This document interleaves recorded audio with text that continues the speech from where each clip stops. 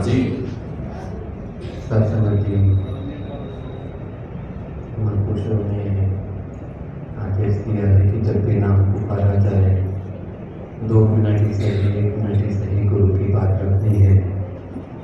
अन्यथा तो यहाँ माइक पर आकर थोड़ी घबराहट सी होने लगती है। सत्संग जी पिछले सोमवार को दास ने एक बात रखी थी संगत में, बस वही बात दोहराकर कंटिन्यू करना चाह रहा है। सत्संग जी एक शिष्य होता है जो स्कूल जाता है और पढ़ाई करता है, जैसा जैसा उसको शिक्षक समझाते हैं वैसा वैसा पढ़ता है।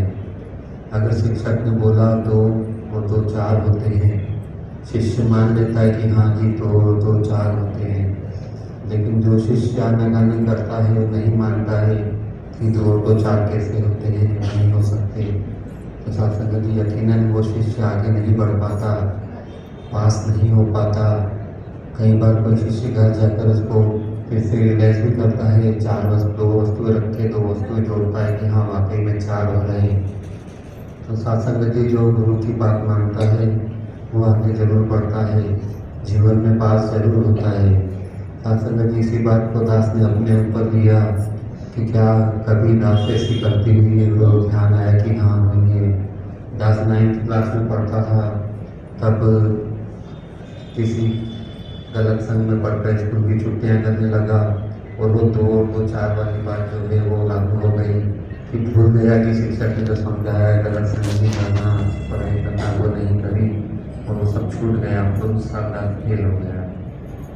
लेकिन उसके साथ अगले साल से जब संगत में आने लगे तो फिर कंटिन्यू पढ़ाई में रुचि बढ़ गई। तो सत्संग के संग का बड़ा असर पड़ता है। आज का सुबह परम आदरणीय राजपिता जी के विचार सुन रहा था। 22 अगस्त USA में उन्होंने विचार रखे थे। उन्होंने भी फरमाया कि हम संगत में आते हैं तो मुझे ये एनालिसिस करना है कि मैं क्या लेकर आ रहा हूँ, क्या सक्सेस प्राप्त कर रहा हूँ। संगत में आने के बाद में मैंने क्या पाया है। कहीं ऐसा तो नहीं कि मैं रूटीन ही बना ले रहा हूँ अपना और रूटीन में ही आ गया है, कुछ पा नहीं पा रहा हूँ। तो मुझे सिर्फ सेल्फ एनालिसिस करना है कि मैंने क्या अचीव किया है, संगत में आकर कौन से विचार धारण किए हैं, या मुझमें कोई बदलाव आया भी है या नहीं आया है, वो तो मुझे ही देखना होता है।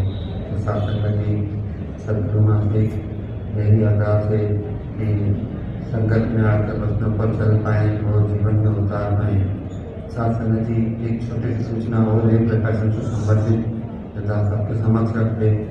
सभी समागमों में सेवा देने वाले प्रकाशन के सेवादार तक सूचना पहुंचा दी गई थी व्हाट्सएप के द्वारा। तो लेकिन अगर किसी के पास सूचना नहीं पहुंची है जो भी समागम के